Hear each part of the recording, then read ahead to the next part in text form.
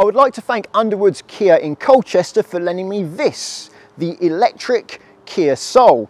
Actually, the Kia Soul has only been available as an electric car for some time now. And, well, this is how it looks from the front. It's upset the weather. This is what it looks like from the side. According to Kia's literature, it's 160 centimetres tall. That's about 5'3", but to me, it feels taller than that. And the only colour you can get without paying extra is orange. If you want a different colour, you have to pay £745. Then you can have it in either white, black, blue or red. But all those colours you pay for do come with a contrasting roof in a different colour. And this is the rear. To open the boot, there's a button here.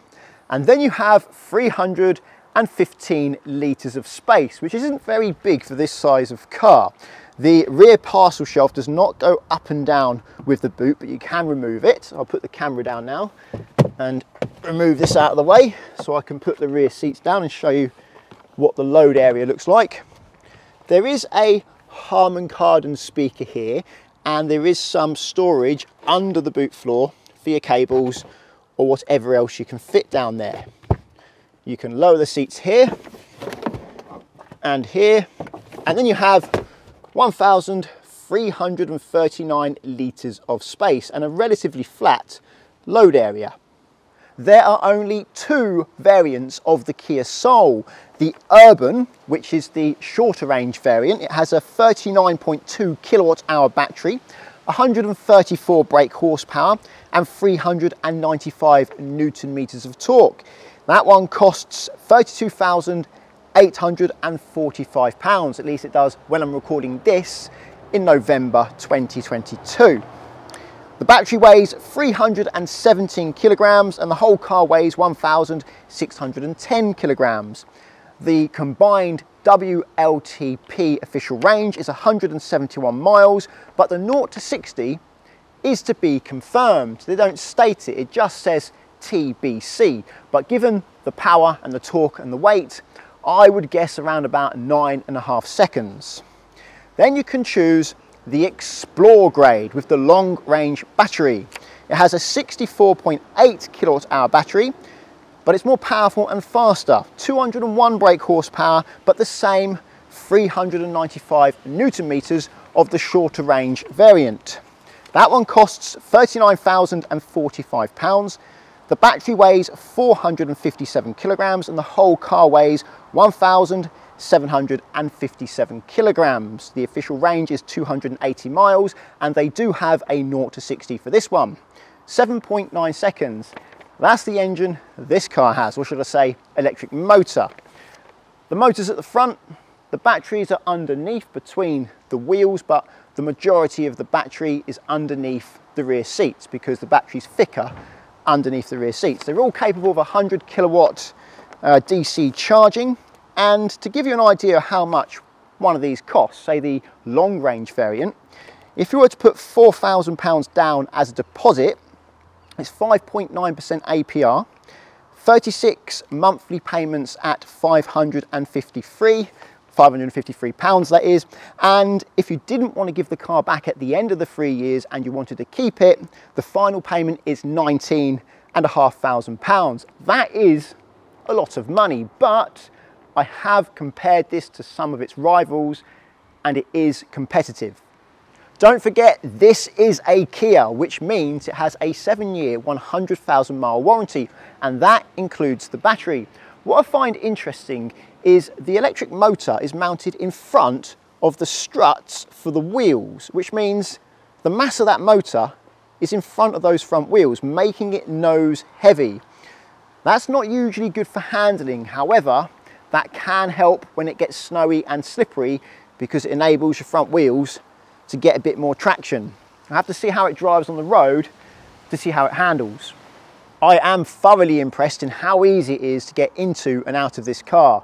Big doors that open wide, and it's just the right height where you don't have to sit down into it or step up into it.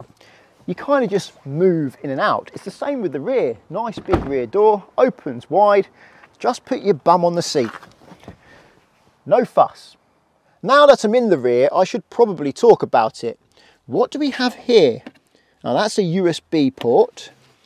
This is plastic, that's leather. You get leather on the long range model. There's a pocket here, but no pocket on this side. And the door card, that feels nice. All hard plastics, but they do feel sturdy. This is not a speaker. That's the speaker, that's blanked off.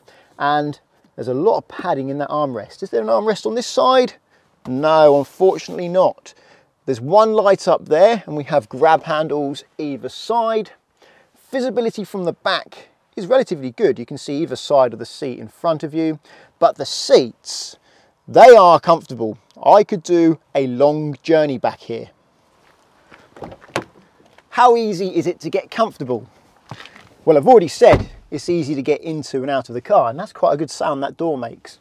When I got in this car for the first time, there was this instant feeling of comfortable. I just felt I could sit here for a long time and do a long journey. And I adjusted the seat and, well, it doesn't really matter where I put it. As long as I've got a decent driving position, I am comfortable. Some cars, I get in them and I'm always trying to fuss and fiddle with the seat because no matter what I do, I just can't get it right. But this one is easy. This is how high it goes. So still got a hand of headroom there. I go all the way down to the bottom now. You can tilt the seat like this as well if you want, and that's how low it goes. I want it, I think most of the way up actually, about there. Tilt it forwards a bit, maybe a bit more down. Backrest, doesn't seem to matter where I put that, it's comfortable. Got electric lumbar as well, that feels good. That's like someone giving you a little bit of a massage, just pushing into your back. Yeah, I like that. Head restraint goes up and down, yeah, easily. You can have it all the way down so there's no gap at the bottom. I think I want it about there. And then the steering wheel, that far in, that far out. I actually need it pretty much all the way out so I can put my arms on the very comfy armrests and reach it, and up and down this much, which is a bit more than average. Oh, and I forgot to show you how far back the seat goes. That's all the way back and I can still drive the car. I can press the gas all the way down and the brake. I'm 5'10". I'm longer in the torso than I am in the leg, yet I can still drive it when the seat's all the way back. So if you're particularly tall, try this car first. You may not be able to get the seat as far back as you want to. This is as far forwards as it goes, and the front of my seat is about the length of my foot from the brake pedal. So if you're short, this car, well, it should be easy for you to find a comfortable driving position. I'm going to take you through some of the key features that each of the versions of this car gets. Remember, there's only two versions. I'm going to start with the shorter range model, which is called the Urban, at £32,845. The key features that stand out to me, amongst other features that the car does come with: folding mirrors, auto lights, which include the auto high beams, radar cruise, and that includes lane follow assist. So if the road markings are good, it will keep you in your lane and it will use the car in front to also help stay in the lane. Rear camera, 8-inch screen here, Apple CarPlay, Android Auto, and drive modes. So you can select between Eco, Normal, and Sport. If you go to the Explore one, the long range, that's an extra £6,200, which takes you to £39,045. With that one, some of the key features, amongst others: roof rails, auto wipers, privacy glass in the rear, so you don't get privacy glass with the lower spec model, leather seats and leather wheel, electric driving seat with electric lumbar, so you can adjust the seat electrically, heated seats, heated wheel, so the steering wheel's heated, lights on the sun visors, automatic dimming rear view mirror. It's no longer an 8-inch screen here, it's 10.25 inches, rear parking sensors and blind spot monitoring. Now for a detailed view of the interior. I'm going to start with this door.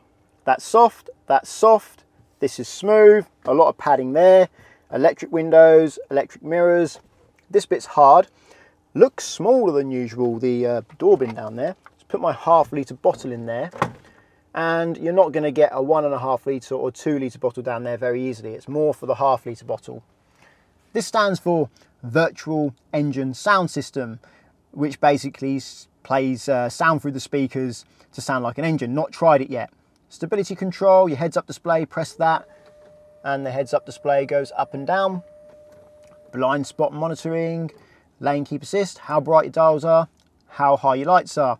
That's hard plastic, that's soft, gloss black. No way to control the intensity, but you can turn it off by clicking it to the left or control the direction. This is soft, fake sort of leather with some fake stitching. Digital instrument cluster, you can change what's in the middle by pressing this button here, but it's mainly just menus. Really what you use this for is your driving information, like your distance, your trip computer, and how efficient you're being, or how efficient the car is. Steering wheel is round, feels nice, it's heated, this one, and the whole thing does heat up apart from this bit here, which feels really, really cold when you're turning the wheel and suddenly get to that bit. It feels like ice. So it's your lights, indicators, wipers. This is your stereo, cruise control, plus the menu button for the instrument cluster. And these metal Regen flappy paddles feel of high quality. This is soft, looks like there might be a speaker there. There's a sensor there for the climate control. Can't control the intensity of these vents again. 10.25 inch display, wasted because it's taken up by this big logo here. It's only actually using that much. Bit odd how that's done, but well, no control over that. I think it's to do with Android Auto. This is the climate control, automatic, but not dual zone. You can have driver only to save electricity. Recirc, demister controls, turn heat on and off. Don't know what EV does. I've looked in the owner's manual. I guess it tries to save energy and not use the heater as much. There is a 12 volt socket there, USB here. This is how I plug into Android Auto. That is wireless charging. Some gloss black here. This is all fairly hard plastic, but it's sturdy. A rotary drive selector, which is nice to use. There's your start stop button for the engine, heated seats, heated steering wheel, parking sensors, drive mode selector, and the auto holds. When you come off the brake, the car stays still, and that's your electronic parking brake. Don't need to worry about this. This is if you break down and you need to release the parking brake. Some rubber there and here for your storage. A lot of padding on the armrest. A fairly big hole. I can put my hand in there and it goes, well, if I can get the camera at the right angle, see my whole hand goes in there plus some of my arm. So it's fairly big. Glove box, damped to begin with, and then it sort of falls a bit quicker. Reasonable size. Headlining. Doesn't feel expensive, but doesn't feel cheap either. It's okay. Couple of lights up here. SOS button. Sunglasses holder with some padding and felt lined. Automatic dimming mirror. Sun visor. There is a light here for the mirror, and if you forget to turn it off, don't worry, because when you put the sun visor up, it hits it and automatically turns it off. Something that doesn't work too well is the heads-up display, where you can see the bonnet through the display. When the sun shines on the bonnet, it gets so bright that you can't see what's displayed on this screen. If you raise your head, you can see even less, because wherever the bonnet is, you can't see. You can only see this little strip at the top. If you lower your head, you can see some more, but it's not very useful. I was driving it this morning, the sun was shining on the bonnet, and as a result, I could only actually see half of the display, which meant it was pretty much useless. I'm going to start the driving with manoeuvring, turn the rotary drive selector to D, and I'm going to see how easy it is to stay slow. Yeah, that's easy. Sometimes automatics or electric cars, it's quite hard to stay super slow because when you come off the brake, the car lurches forwards. But this one, very easy. You do get that sound from the brakes, so try and get that sound again. That sound, yeah? That's normal. That's been the case on automatics for years. When you're trying to push the car and use the brakes at the same time, brakes tend to make that noise, and that's how this works, because it has a creep function where if I come off the brake, it pushes the car forwards. I don't have to press the gas. If I stay off the brake, it gets to 3 miles an hour, 4 miles an hour. So it creeps along at 4 miles an hour. That's a bit quicker than usual, actually. Into reverse, very easy. Just twist that rotary selector. Really good visibility all round actually. That's a benefit of having this boxy design with the big square windows. And reverse camera here is clear enough. You've got the guidelines to show you where the car's going. And reverse sensors are displayed here. No parking sensors at the front. I don't think that's an option at all on this car. It isn't actually. Let's see what these sensors sound like. Not a bad sound, not excruciating. And steering. That's 1 turn and a quarter to go fully turned. Light steering, and the turning circle, I don't know what the turning circle is, I couldn't find it, but that feels like it's around about 10 meters. All in all, this car is fairly easy to park because of the good sized mirrors and big windows, but it is lacking in sensors. This is a near £40,000 car. It only has rear parking sensors and only a rear camera. For this price, I'd like an all-round camera and sensors all round too. In fact, I wouldn't even mind if it had one of those features where it parked itself. Not that anyone actually uses it, but it's quite cool to have. I'm on some out-of-town roads now. I've just reset the trip computer and I'm going to see what its efficiency is like and see how it handles coming into a national speed limit now. Oh, it does have some acceleration there. It really gets going from 40. That was pleasantly quick. And through this corner, it corners flat. It doesn't actually handle too bad despite the motor being right out of the front there. It's enjoyable to drive at these speeds. I'm going to try and do a launch now, so I'm just going to stop here. There's no one behind. Wait for the van to go past. So, sport mode, here we go, and for the throttle. A little bit of wheel spin, bit more wheel spin, bit more wheel spin.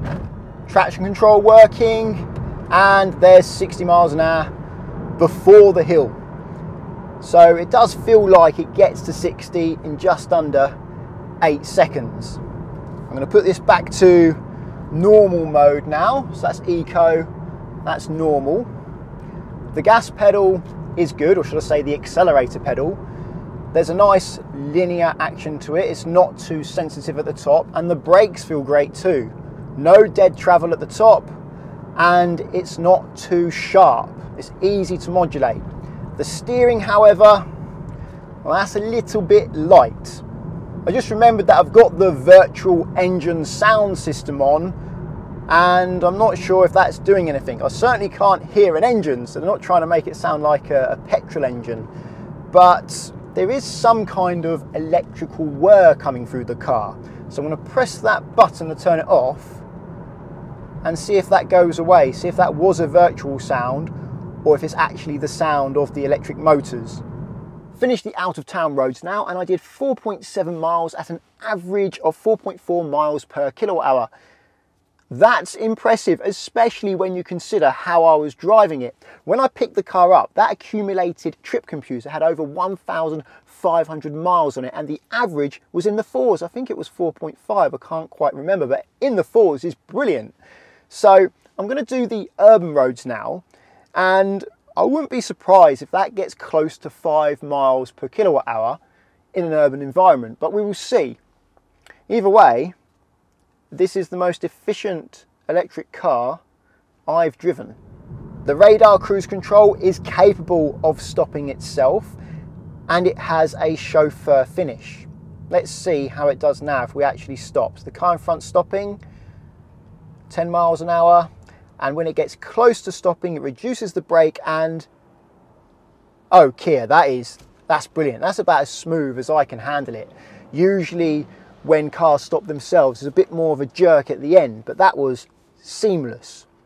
I could probably do a little bit better myself, but not much better.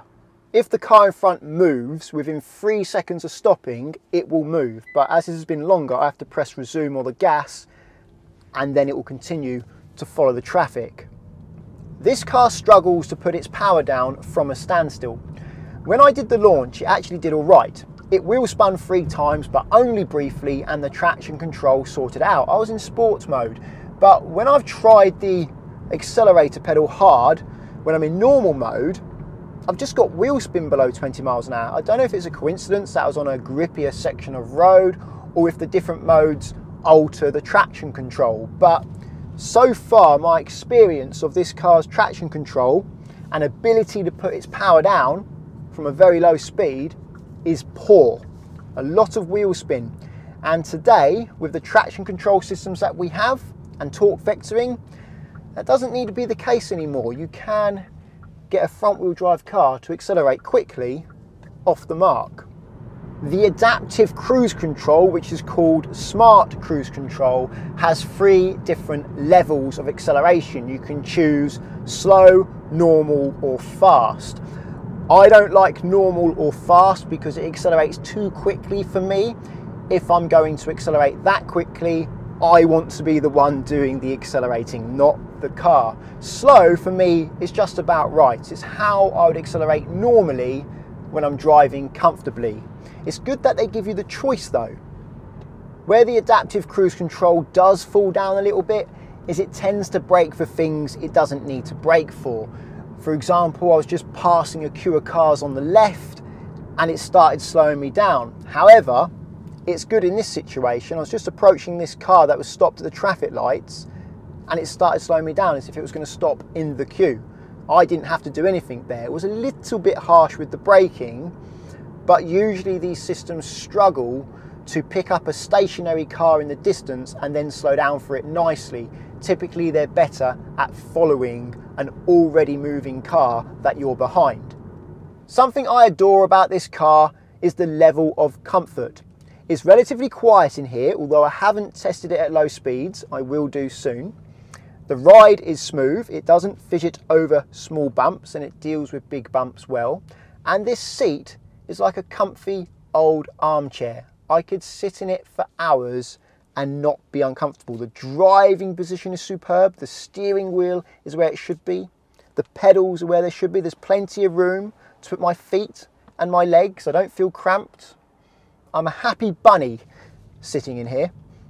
That was a very pleasant urban drive. I did 4.9 miles and I averaged 4.7 miles per kilowatt hour. I've never seen a number that high on an electric car that I've driven before. And that route overall is slightly uphill, although the top speed is about 40 miles per hour. Now I'm going to try some 70 mile per hour roads. Before I go on the 70 mile per hour roads, something I forgot to mention were the flappy paddles, how you can adjust the level of regen braking. You can have up to level 3, which feels like it's quite a lot of braking there, like you are using the foot brake a moderate amount. And if I pull the right one 3 times, it goes to level 0, and then there's barely any regen there at all. But if I hold the left one down for half a second, apparently it then goes into 1 pedal mode and actually brings the car to a stop. So if I press the go pedal now and come off the go pedal, no, it's not working. So down to 3, hold it for half a second. Aha, it's not working how I thought it would work. I see how it works actually. The way it works, if you hold the left pedal down, the left paddle down, not pedal, it will stop the car, but it doesn't seem to go into the 1 pedal mode. I must have misread the owner's manual there. Hold the left paddle down. Yeah, it's just braking the car, even when my foot is on the go pedal. I prefer level 1. That's the sort of amount of engine braking that I'm used to. So, going to do the 70 mile an hour road now. So I'm going to reset the trip computer. There you go, let's reset. See how it does on the slip road, reaching 70 miles per hour. Hopefully there's no one in front of me, we'll see. Looks like I've got a relatively clear road, so I'll get around this bend and I'll put my foot down and see how it goes. Here we go. Oh, there we go. It does have impressive pickup. That's already 67 miles per hour. That's not going to do my efficiency a lot of good. No trouble getting up to motorway speed. Now I'm going to test the driving assistant features out. So radar cruise control, let's enable that. set it to 70, and also it should try and follow the car in front and keep me in the lane as well, because I've set it up to do that. You can't do that with this button down here. That button down there is just for if you're going to go over the white line, it will set an alarm off and steer you back into your lane. If you want to turn the lane assistant on, which keeps you in the middle of your lane, you actually have to go into the menu on this instrument cluster and turn it on. At the moment it seems to be working. It's following the car in front, keeping a good distance from it. This is the maximum distance that it can do. You can make it closer than this. I think this is about right. And it is actually going around this slight curve. It's not steering the wheel from left to right a little bit. At the moment it's smooth and it's bang on in the middle. Car's just pulled in front of me now, and let's see how it deals with it. It's not increasing the gap between me and the car in front. I've got it on radar cruise control. Oh, it is. It is increasing the gap. It's just taking a very long time. I think it would be better to increase the gap a bit more quickly than this, because I am a bit close to that car. Feels a bit better now. I didn't like how that car pulled very close in front of me there. I would have actually slowed down a little bit. It's good how the blind spot monitoring system doesn't only show a light on the wing mirror, but there's also a little symbol in the heads-up display also. I'm going to try and do a half decent distance on this road and try and stay at 70 as much as I can to give you a good idea of what the efficiency is like on a long motorway journey. Wind noise and road noise is a little bit louder than I'm used to. There's some wind noise coming from around here, but then given the shape of the car, that's hardly a surprise. But there is more tyre roar than I'm used to on this road. I don't know if that's this car or the tyres that are currently on this car. All I know, it's louder than normal. Not drastically louder, but enough that I notice it. The lane guidance system is superb. I've been using it now for 8.9 miles, not ages, but enough time to get an idea of how it is. And it feels like I'm doing the steering. I've got my hands on the wheel, but I'm not controlling the wheel. I'm just ready to take over. The reason why it's good is because it keeps it in the middle of the lane, and all the corrections it makes and how it steers around the bend just feels natural. It doesn't leave me feeling like, oh, I want to, add some steering myself and take over. I can sort of just keep my hands here and let it do the work. It allows you to change lane with the lane guidance system on, as long as you signal. It doesn't fight you. And now it's picking up speed gradually as I've moved out around this lorry. Cruise control set to 70, and that was a nice level of acceleration up to 70 miles per hour. I've just finished the 70 mile per hour roads. I did 12.3 miles and got 3.6 miles per kilowatt hour, which isn't too bad. Electric cars do tend to get in the threes when you're doing 70 miles an hour, and I was doing 70 miles an hour for quite a bit of that time. So it's got a 64 kilowatt hour battery, but you're never going to use all of that. I mean, even if you could, you're not going to go from 100 to 0%. So let's say you're going to use about 50 kilowatt hours of that available battery.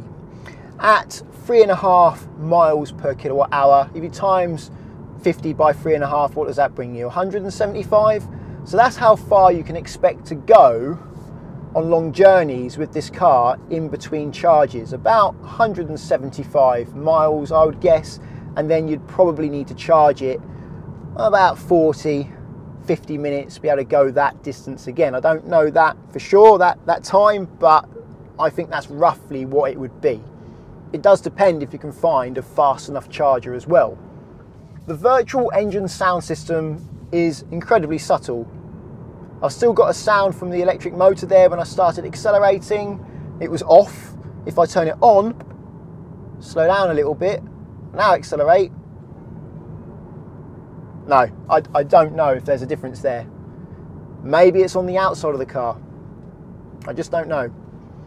Aha, I figured it out. The virtual engine sound system. It makes a noise when you're driving slowly, like I am now. There's like a little ooh sound, but once you get up to speed, it quickly disappears. I'm not sure if it's turning off when I'm at speed or if the other noises just outcompete it. So there we are, the electric Kia Soul. It's very comfortable. The driver assistance systems are better than I'm used to, particularly the steering. It's efficient at lower speeds, more efficient than other electric cars I've driven, but at 70 miles an hour, it's closer to average. That's probably because of the shape of the car.